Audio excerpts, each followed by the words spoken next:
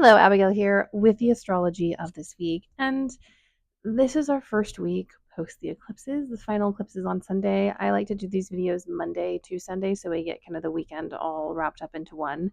I always find it difficult, at least for me, to separate them since oftentimes they can be experienced as a group of days. Not for all of us, but for some of us. So just so you know, that's the days we're looking at. And we go from that eclipse on the 21st straight into Libra season. And in the very early hours of Monday, Mars moves into Scorpio. This is a huge relief because Mars has been in Libra and Mars is not happy in Libra. Obviously, Scorpio is also ruled by Mars, but I find that and Scorpio Mars and Aries Mars are very different. So the detriment Marses, the Taurus Mars and the Libra Mars, are also very different. And I find that the Libra Mars is a lot, that kind of hyper focus on right and wrong and what needs to be shifted and changed. And criticism comes swift and fast and aggressive, and there is no room for nuance. And now I'm not saying that this is the entirety of what Mars and Libra is, but people who are engaging with the energy in a kind of loosey goosey way, so most of the general population, this tends to be the effect. Now, if you're a conscious Mars and Libra person, this can also mean a wellspring of empathy and an ability to hold complex thoughts and to advocate for people. So I'm not saying that Mars and Libra is bad, but when it hits the general population, it tends towards this kind of aggressive, quick to call people out, even if everything is not clear type of energy. If you know what I'm, if you think back at the last few weeks, what's been going on. So getting it into domicile, which it is in Scorpio, is a huge relief and release. Also, it's not going to happen right away, but once Venus goes through Virgo, which is going to be a bit testy, we do finally get Venus in Libra. So we're going to have Mars and Libra in domicile in the later part of Libra season, and is going to be chef's kiss. So it's going into there. This is also going to be upping the kind of spooky Halloween vibes if you partake, and that kind of deep spiritual intensity that Mars and Scorpio planets can experience. So for any of us who have felt disconnected or kind of willy-nilly with a lot of Martian themes, fights, conflict, cutting things, severing, we're getting back into a happier place for Mars. Doesn't mean things are easier, but it means that you will feel more fluent in the topics of places where you don't get along with people and how to protect yourself and your boundaries. Also, if you've been feeling a little wonky, especially earlier part of this year with Mars in Cancer, this is kind of that final moment where we get a solid stretch of good Martian energy from basically Scorpio to Capricorn, because Sagittarius is kind of a neutral place for Mars. We get really good Mars energy moving into next year. So rejoice. I will say, because we're heading into Libra season, and I haven't done a Libra season video, but I just want to preface this. We're coming off of these eclipses this week. The eclipses take about 2 weeks to dissipate fully, so don't expect everything to release. Expect some release, because it is also a 29-degree new moon eclipse, but also recognize that this energy takes a while to dissipate. Also, we are going into kind of a bunch of tricky stuff with the oppositions, with things in Aries, and also Pluto trines as everything hits the beginning degrees of Libra. And while these things can be radical and life-changing and shifting, we're still maintaining that kind of destabilized energy where we have to face Pluto things and face Uranus stuff, because when the sun hits the first degree, and Mars will do this too this week, that first degree of Libra, it is going straight into that grand trine. And while trines are free flowing and can be really helpful, they can be a lot. And it can feel like you're getting hit with abundance all at once, or information all at once, or energy all at once, that can almost sometimes be more overwhelming than a square, because a square, we're like, okay, I kind of got a handle on how this feels, especially if you have a very kind of squared chart. But the trines can kind of come as a shock because it feels good and opportunistic, and it is. There's wonderful opportunities in here, but it is a massive amount of energy. So back to this week. Monday, we also get the sun into Libra. This is the fall equinox. Blessed fall equinox, everyone. Um, we are moving into the final kind of end of the year. Obviously, we're going to hit the winter equinox right before the year turns over with the Gregorian calendar, but this is our really big shift. And it is that very liminal space between the kind of heavier season of winter and the heavier season of summer. So I really encourage you to enjoy this. I'm just going to give you all a heads up. A lot of change is going to happen.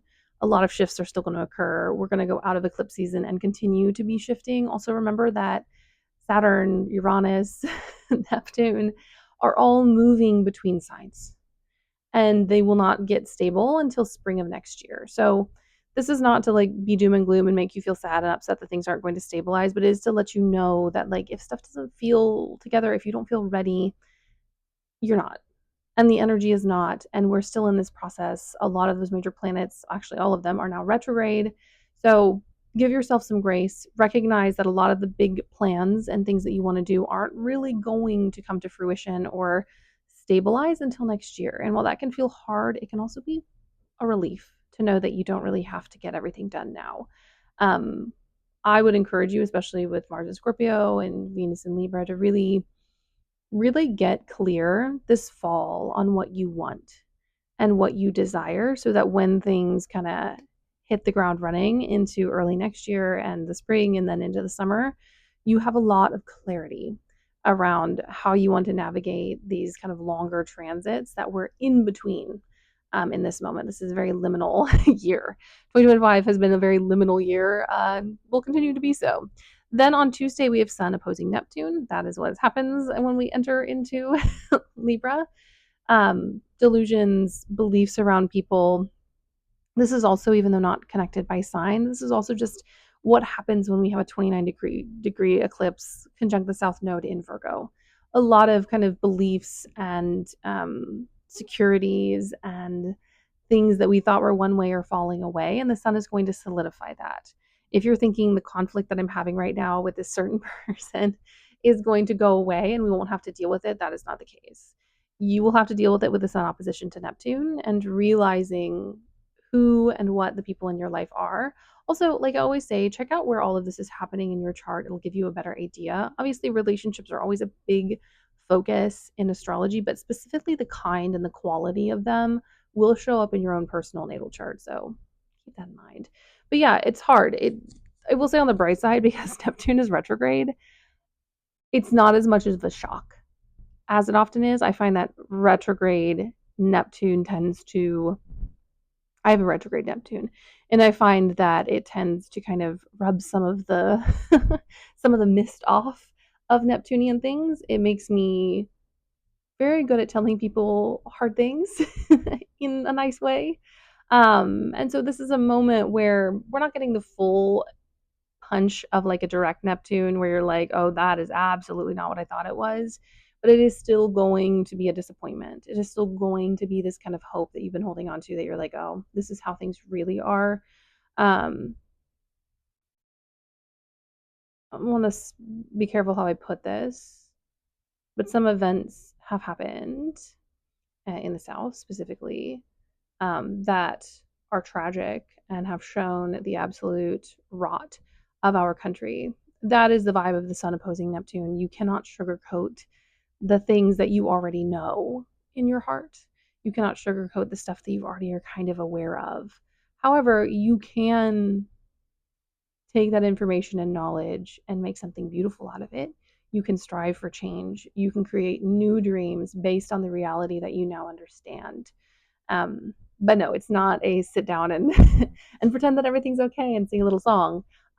It's about standing up and singing a resistance song in this moment.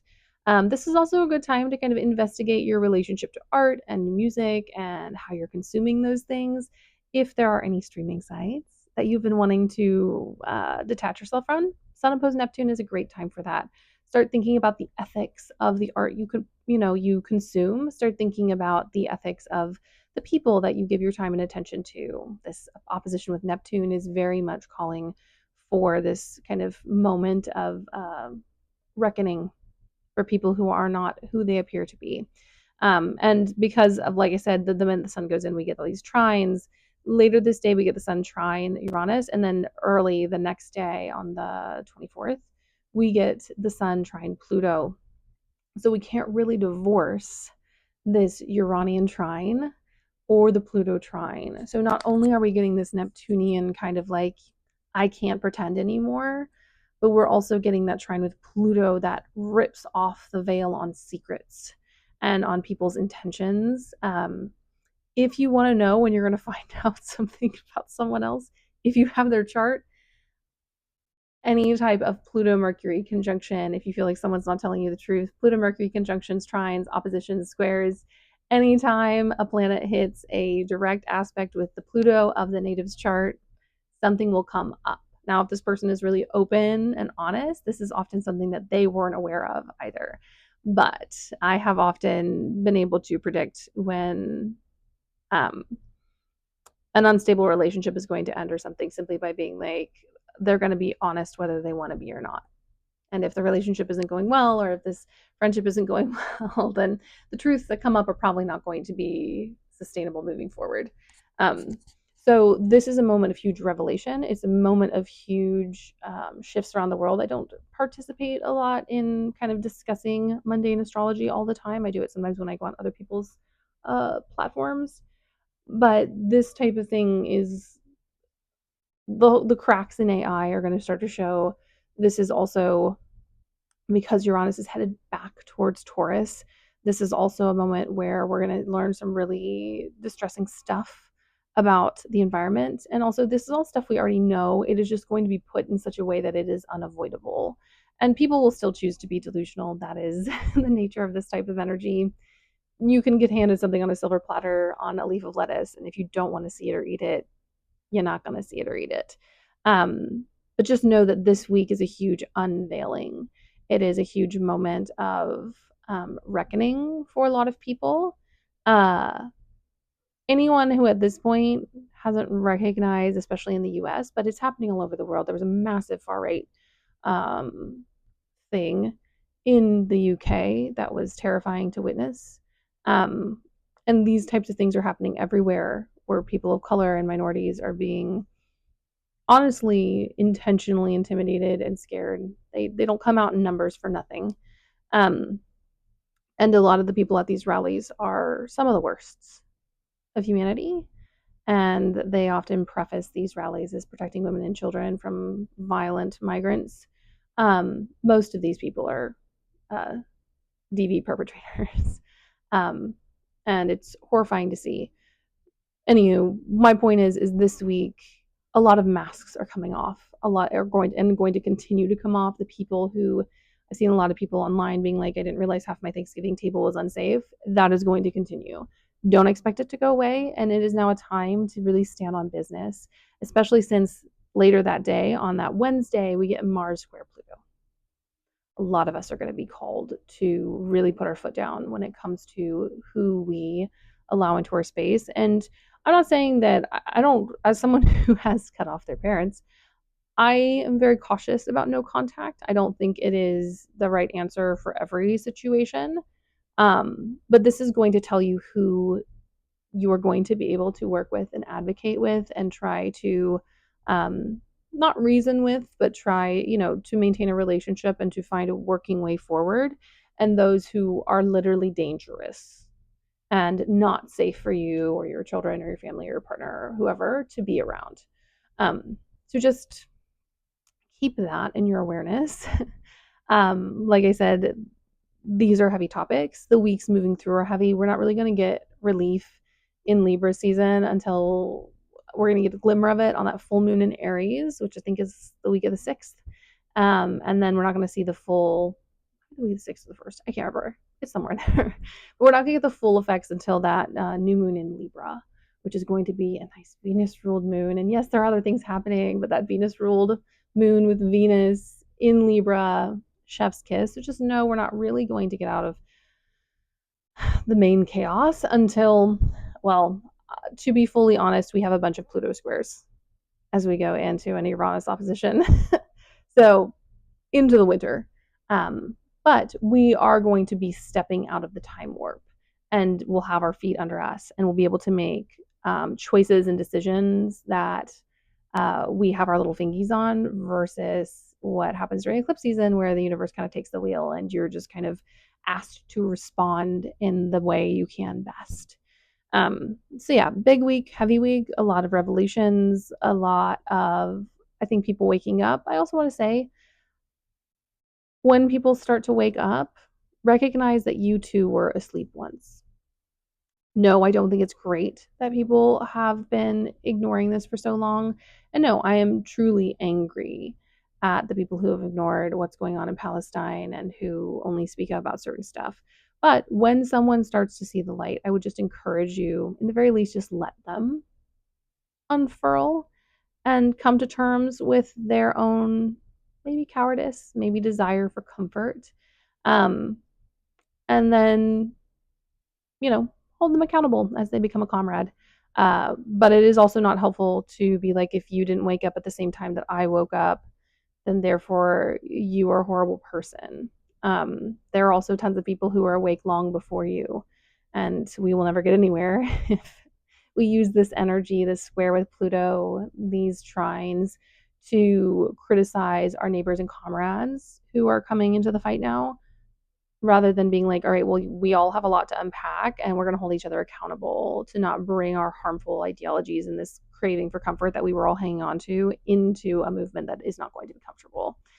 But yeah, I don't know that I covered the Mars square Pluto enough, but yeah, it's coming to terms with darkness.